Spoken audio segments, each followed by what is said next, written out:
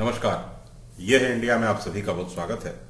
भक्तमाल की कड़ी को आगे बढ़ाते हुए आज आपको एक ऐसे महात्मा के बारे में बताने जा रहे हैं जो करुणा के सागर से दुष्ट प्रवृत्ति के मनुष्य भी यदि उनके संपर्क में आए तो बेहद ही शांत प्रवृत्ति के बन गए।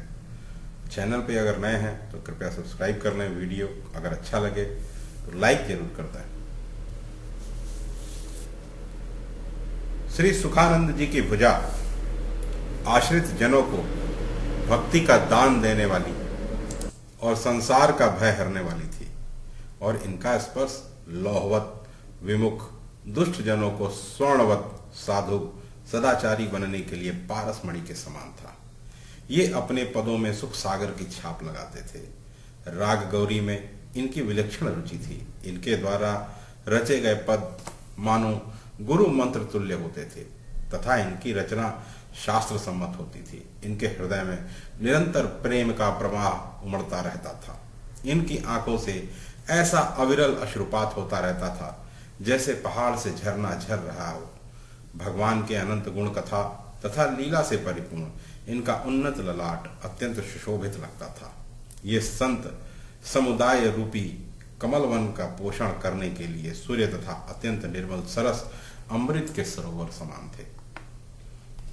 श्री सुखानंद जी का जन्म उज्जैन के समीप किरीटपुर नामक स्थान पर श्री जानकी नवमी के दिन हुआ था। आपके पिता का नाम श्री त्रिपुरारी भट्ट और माता का नाम श्री गुहावरी बाई था। आपके बचपन का नाम चंद्रहरि था।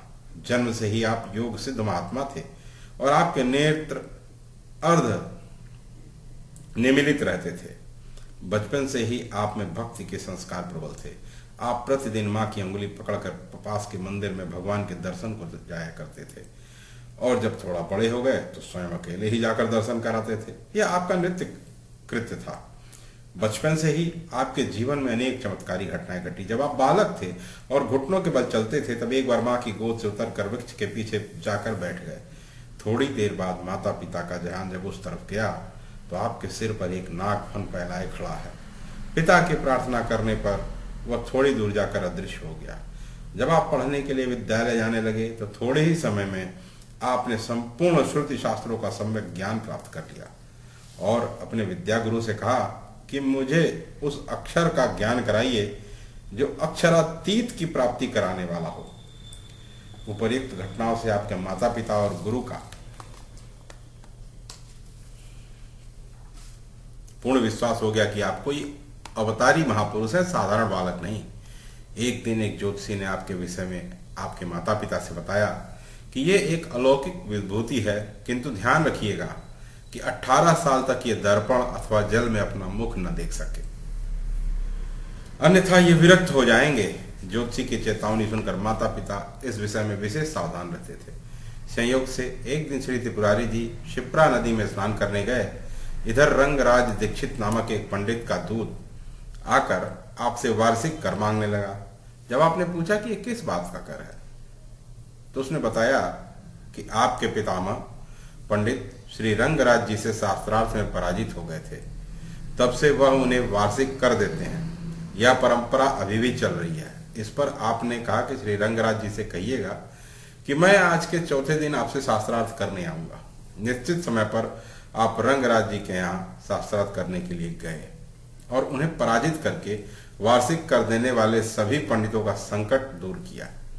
श्री त्रिपुरारी जी ने इस शुभ समाचार को जब सुना तो उन्हें बड़ी प्रसन्नता हुई और इस उपलक्ष्य में उन्होंने भारी उत्सव का आयोजन किया। संयोग की बात, उसी दिन चंद्रहरि की दृष्टि जब जल में पड़ी तो उसमें उन्होंने अपने मुख का प्रतिबिंब दिखाई दे गया।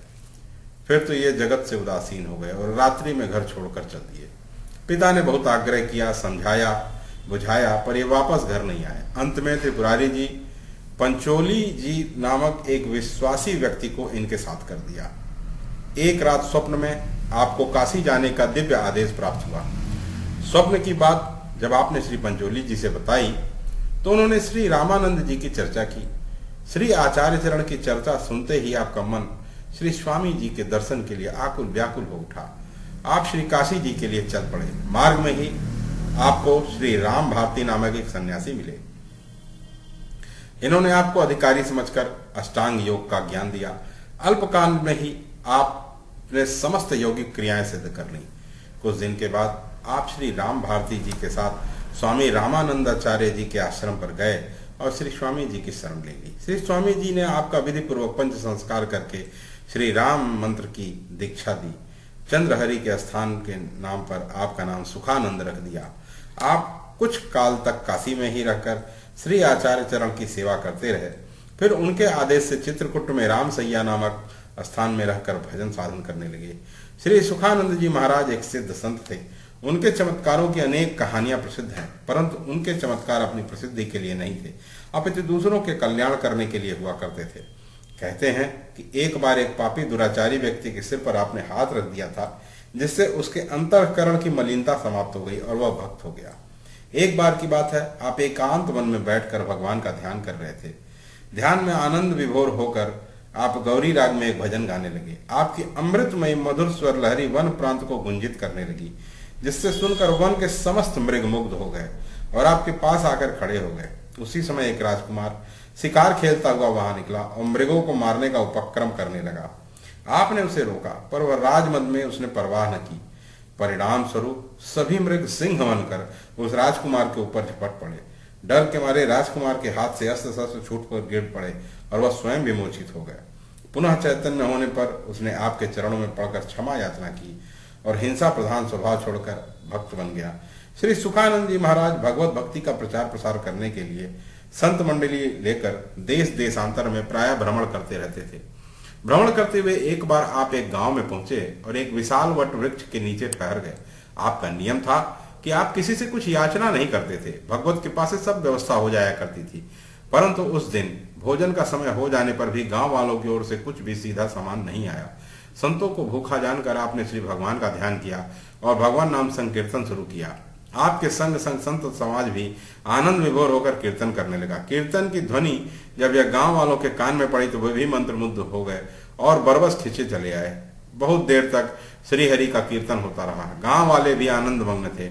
उन्हें ऐसे अनिर्वचनीय सुख की कभी अनुभूति नहीं हुई थी। थोड़ी देर बाद जब उन्हें इस बात का ज्ञान हुआ कि संतों का अभी प्रसाद नहीं आया है, तो वे सभी बहुत लज्जित हुए और बात ही बात में खाद्य सामग्री का पहाड़ सा लग गया। पूरे गांव में भगवत भक्ति की पूरा गांव भगवत भक्ति के रंग में रंग गया। ऐसा था आपका विराट व्यक्तित्व और अद्भुत चरित्र। कहते हैं जब आपके भगवत धाम जाने का समय हुआ तो स्वयं श्री हनुमान जी प्रकट हुए और आप उन्हीं में लीन हो गए। तो ऐसी थी कथा श्री सुखानंद जी महाराज की। आगे फिर हम किसी और महान योगी महान संत की कहानी लेके उपस्थित होंगे। तब तक के लिए हमें आज्ञा दें। धन्यवाद।